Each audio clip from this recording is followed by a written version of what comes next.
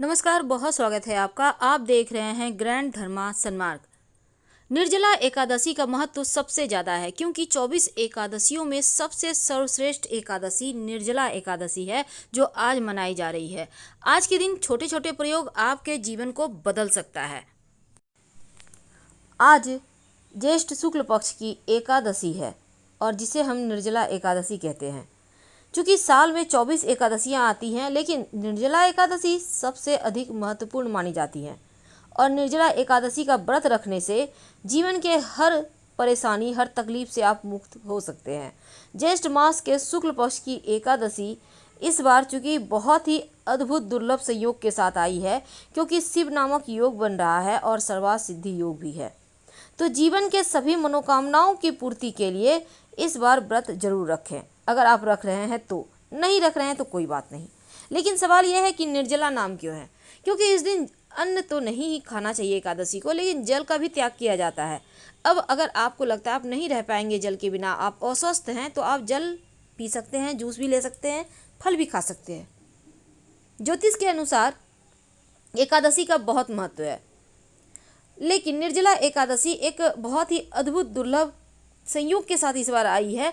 और शास्त्र कहता है कि एकादशी के दिन कथा सुनने से, व्रत रखने से जीवन की हर परेशानी से आप मुक्ति पा सकते हैं।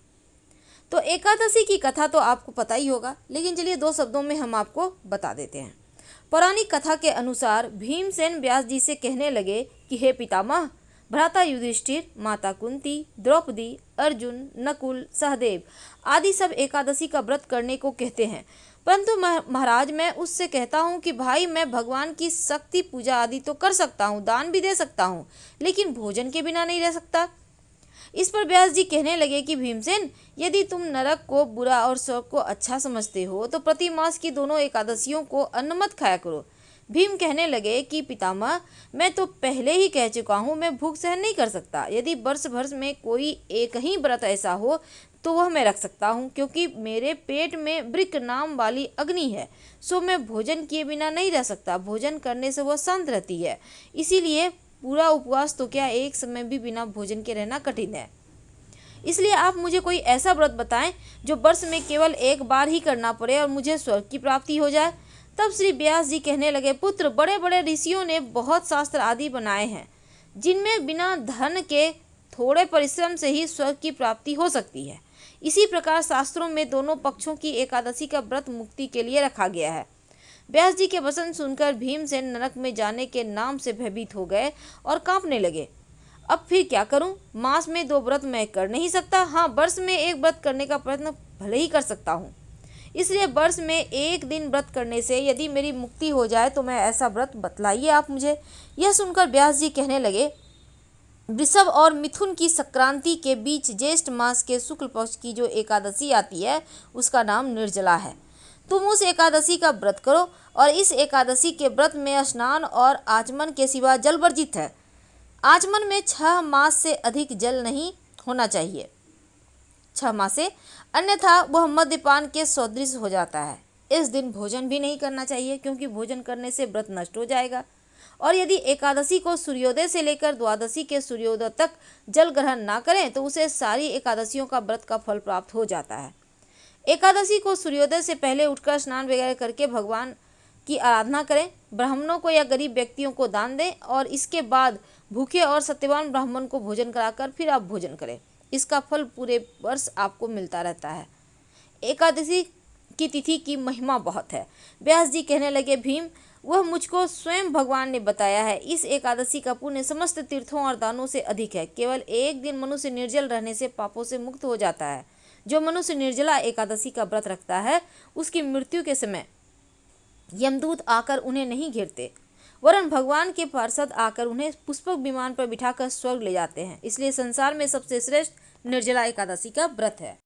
इसीलिए यत्न के साथ व्रत रखना चाहिए और सारा दिन ओम नमो भगवते वासुदेवाय का जप करते रहना चाहिए। ओम नमो भगवते वासुदेवाय, ओम नमो भगवते वासुदेवाय।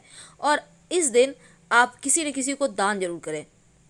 व्यास जी की आज्ञा से भीमसेन ने इस व्रत का किया, इसलिए इस एकादशी को भी भीमसेनी या पांडव एकादशी कहते हैं।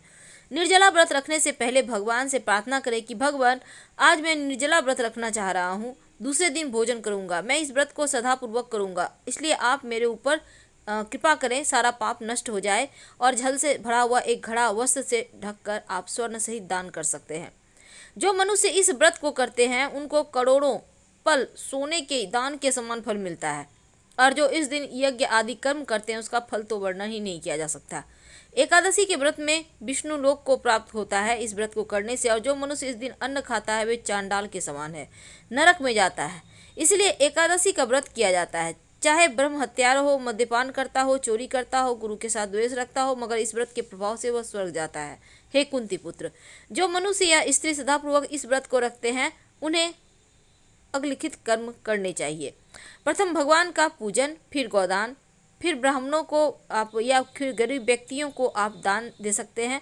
दक्षिणा जरूर दीजिएगा। जल से भरे कलश का दान जरूर करें। निर्जला के दिन, व्रत के दिन अन्न वस्त्र का आप दान भी कर सकते हैं, जैसे जूता है, चप्पल है, छाता है। जो मनुष्य भक्ति पूर्वक इस कथा को पढ़ता है, सुनता है, उन्हें निश्चय ही स्वर्ग की प्राप्ति होती है। तो ये तो थी एकादशी की महिमा कथा। लेकिन अब घर के मुख्य दरवाजे से ऐसा क्या फेंकें कि जीवन के कष्ट ही मिट जाए।